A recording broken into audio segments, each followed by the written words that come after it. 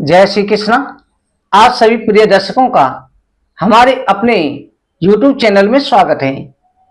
प्रिय दर्शकों, हमारे चैनल के द्वारा आपकी हर प्रकार की मनोकामना के लिए अनेक उपाय बताए जाते हैं। हमारे चैनल के द्वारा आपको अनेक प्रकार के ज्ञानवर्धक कथाएं भी सुनाई जाती हैं। आज का जो टॉपिक है, कई सब्सक्राइबर के हमारे पास में कमेंट आते हैं, गुरुजी संतान प्राप्ति के लिए किस पक्ष का चुनाव करना चाहिए। पुत्र या पुत्री में क्या होता है कि कई बार कई जगह पर कुछ जानकारियां दी जाती हैं जिससे भ्रमित हो जाते हैं। हम किसी का कुछ नहीं कहते, हम शास्त्रों के अनुसार उचित जानकारी देते हैं। प्रिय दर्शकों, संतान प्राप्ति में या पुत्र या पुत्री प्राप्ति में एक बात का ध्यान रखें, कृष्ण पक्ष और शुक्ल पक्ष दोनों ही तिथियों में, दोनों ही पक्षों में पुत्र और पुत्री की प्राप्ति होती है। कृष्ण पक्ष देवताओं की रात होता है, शुक्ल पक्ष देवताओं का दिन होता है। चंद्रमा की कला घटती बढ़ती है। इनमें गर्भ धारण करने से वैसी उचित संतान होती है, और इसके साथ गर्भ धारण करना, पक्षों में जन्म लेना, उनका भी अलग अलग प्रभाव पड़ता है। ध्यान रखें, कृष्ण पक्ष में और शुक्ल पक्ष में पुत्र और पुत्रियों के लिए सम विषम तिथियों के अनुसार प्राप्ति होती है। अगर सही गणना की जाए तो निश्चित रूप से योग बनते हैं, और साथ में कुंडली का विश्लेषण आवश्यक है। कुंडली में अगर योग ना होंगे तो ये तब निरर्थक होते हैं। अगर आपके भाग्य में कुंडली में योग है तो जरूर आपको मनोवांछित संतान की प्राप्ति होगी।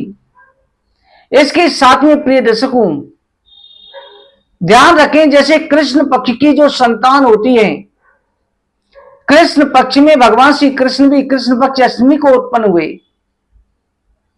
तो भगवान श्री कृष्ण की तरह बच्चा जो होता है उसके अंदर स्वाभाविक दिमाग तेज होता है, संसार को अपने बस में रखने की शक्ति होती है, सम्मोहन आकर्षण शक्ति होती है। ऐसा बच्चा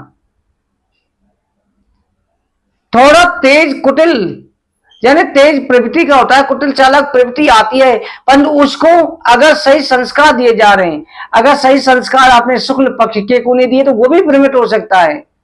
सही संस्कार देने की आवश्यकता है, तो ऐसा बच्चा दिमाग का बहुत तेज मिलेगा। और शुक्ल पक्ष का जो होता है, जैसे भगवान श्री राम जी का जन्म शुक्ल पक्ष में हुआ अवतार, तो शुक्ल पक्ष की संतान जो होती है वो प्रतिभाशाली और तेजस्वी होती है, शत्रुओं का दमन करने वाली होती है। तो दोनों ही पक्षों की संतान श्रेष्ठ हो जाती है। दोनों ही पक्षों में पुत्र और पुत्री होती है। मुख्य होते हैं कर्म प्रधान।